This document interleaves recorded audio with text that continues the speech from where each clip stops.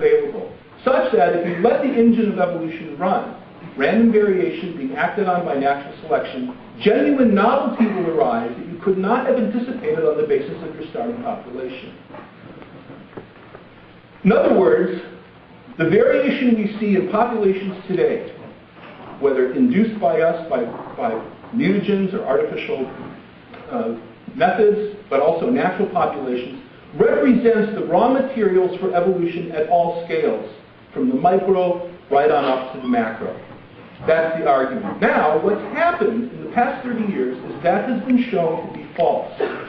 Not because some crazy person like me, an intelligent design theorist, was determined that it was going to be false. And that's not actually my view, but it was shown by research within the neo-Darwinian framework itself to be false. And one of the first ways that this was discovered was by developmental biologists reverse engineering model systems like Drosophila to figure out how they developed.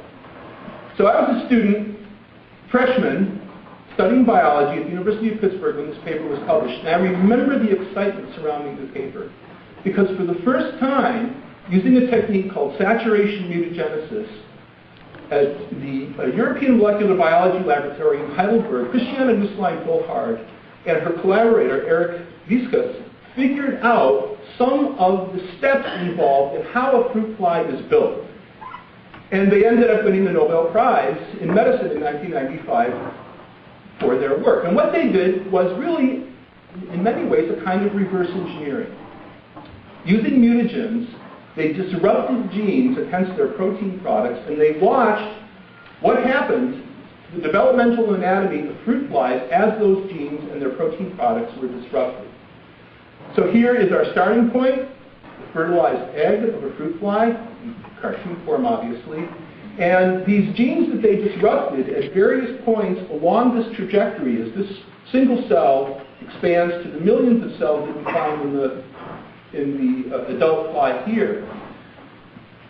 There are downstream consequences that follow from those mutations, and those consequences are increasingly severe the earlier the mutations occur. You can see why, because there's a causal asymmetry in the developmental process. Think about it this way. You're going to visit a friend in Austin. You've newly moved here to Dallas. You don't actually know where Austin is. Your knowledge of Texas geography is abysmal. And you go on a site that you think is MapQuest. In fact, some hacker has put up a perverse MapQuest. And the first direction you get in your MapQuest series of steps is to go north. Now, if nothing ever corrects that, you'll find yourself at some point in Oklahoma or farther north. You're not any closer to Austin than you were when you left your driveway because your first step was wrong. As a consequence, unless you correct that first wrong step, everything that's in its train is going to be wrong as well. So to take that analogy back into developmental biology, if these early steps don't function properly, in development, everything downstream of them will be in trouble. So that's what they did. And what they found was remarkable. Now this picture shows in the left-hand column the normal phenotype, the normal form of a fruit fly larva. That's what it normally looks like, but hasn't had its development disrupted. These pictures on the right-hand columns are the mutant forms. And they're all dead. They're not going anywhere because in the process of their development, key embryonic regulators have been disrupted so that the downstream consequences are overwhelmingly deleterious to the embryo. In fact, the embryos are dead. Well, you can see that you can figure out how the normal system works. If you disrupt it over and over and over, you can see what genes and proteins are necessary for normal development. The consequence, though, is you discover you're killing a lot of flies. It's not hard to understand why, and there's no mystery here. It's just because development has this causally asymmetric structure, where these early events are critical to what follows. Now let's take this knowledge, which was generated by really thoroughly Germanic, sort of unbelievably ruthless and detailed experiments, well deserving of a Nobel Prize. and apply it to the problem of evolution, of macroevolution. This picture shows you, by the way, the developmental cascade in Drosophila as it normally unfolds. And you've got your starting point here. This is a single cell at this point. There aren't even any cell membranes except for the outside one. And there's a chain of events that, under normal circumstances, will give you the larva, which will then, of course, later on develop into the adult fly. If you don't remember any other slide from my little talk tonight, remember this one. Here's the problem in 3 fundamental steps. Animal body plans are normally built by starting with a single cell, a fertilized egg, which, depending on the species in question, will then divide and divide and divide to give you the adult form where you can start the process over again. That's how it works. If you want to change the global form, the overall architecture of that animal, evolve it into something else, you've got to start at the beginning, because that's where the body plan is put in place. And we know this not just from Drosophila, but from lots of other model systems like sea urchins, mice, frogs, and so forth. Put those two together, and you have an insoluble problem for neo-Darwinian theory. Because mutations that occur early that affect body plan formation are overwhelmingly destructive to the organism in which they are being expressed. This is the clear signal that has come back to biologists from fruit flies since Morgan's fly room at Columbia 110 years ago.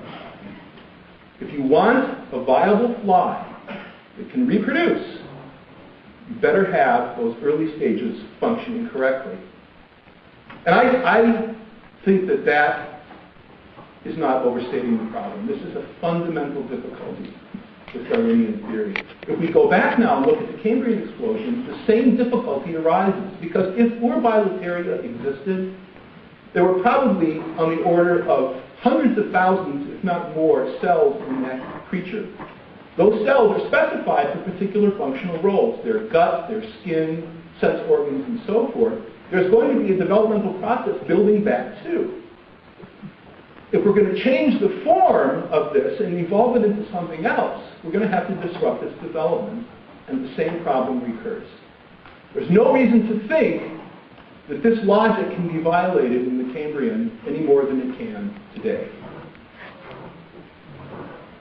This is not a secret.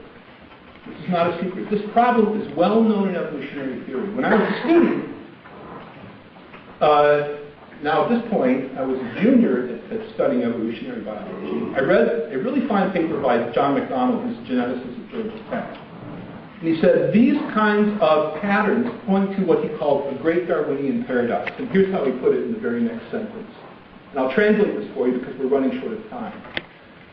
The genes in organisms that vary discernibly, that we can see variations occurring in those genes, that's what he means by loci here, do not seem to lie at the basis of major adaptive change, like building a new body.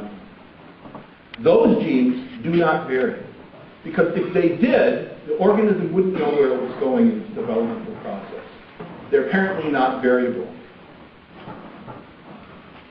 Eric Davidson at Caltech has been trying to solve this problem in his own research. And he says, contrary to classical evolutionary theory, the processes that drive the small changes observed as species diverge, that's what you might see in natural populations of Drosophila, for instance, cannot be taken as models for the evolution of the body plans of animals. These are as apples and oranges. There's a fundamental qualitative difference between the kind of variation that we see in living things today and the kind of variations that would have been required in the Cambrian explosion, let's say, to build those animals in the first place. Now, his own solution, which you can find in his publications over the past 15 years, is to leave neo-Darwinian theory and branch out and try something new. And earlier today at the hotel, I was looking at his most recent paper he wrote with the paleontologist Douglas Irwin. And they're really busting out. They're really branching out to try something new. The problem is, I think their solution is even worse than the problem they're trying to solve. So bottom line, this theory has provided a framework for research, and that research has shown that the theory itself has failed. And the question is, where does the biological community go from here? My own view is that intelligent design provides a way forward, but that's something for talking about next week. Thank you very much.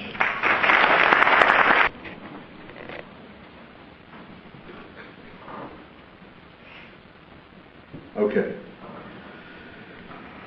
I'm going to make this very brief because, like Paul, I enjoyed the Q&A more than any other part of the evening. A fundamental aspect of neo-Darwinian theory is that DNA mutations can create new organs and body plans because DNA controls embryo development.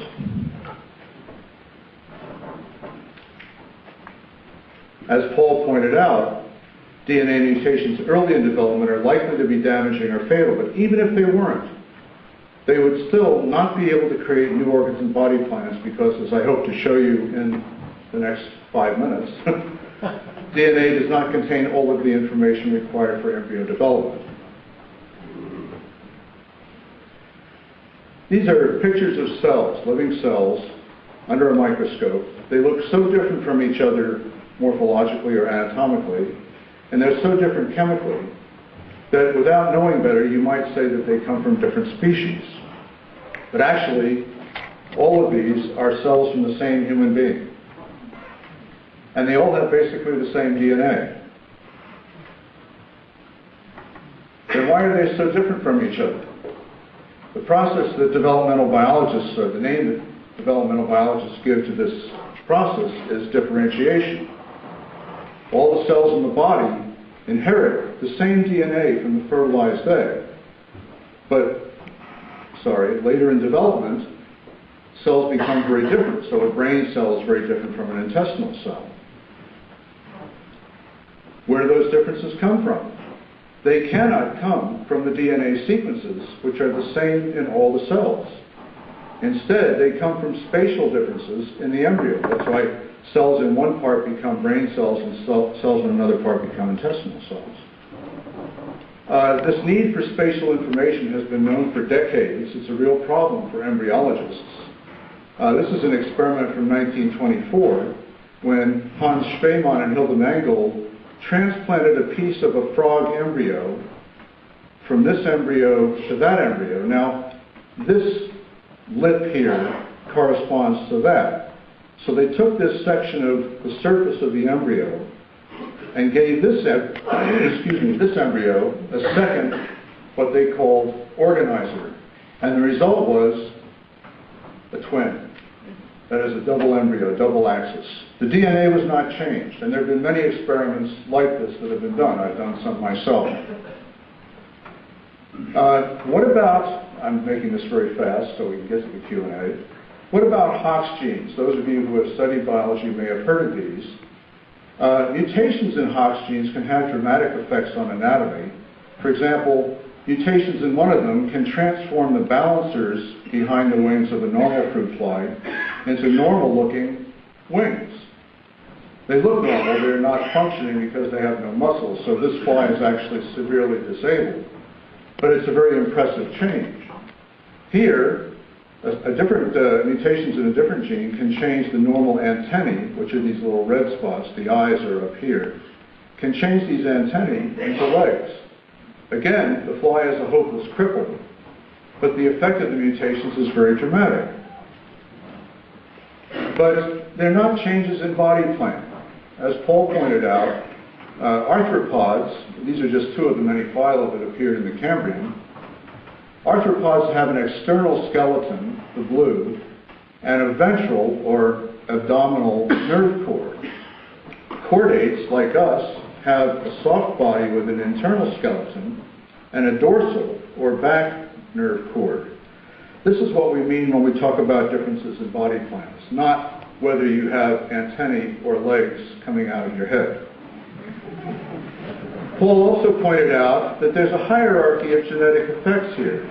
Hox genes actually kick in long after the body plan is formed, long after we already have a fruit fly. But I'm going to argue in the next 2 minutes that even these earliest genes act within an already established body plan. For example, those first two genes in the list on the previous slide were bicoid and nanos. These genes determine the location of the head and the tail in the fruit fly embryo. This is the egg, by the way. These are the nurse cells that give rise to the egg.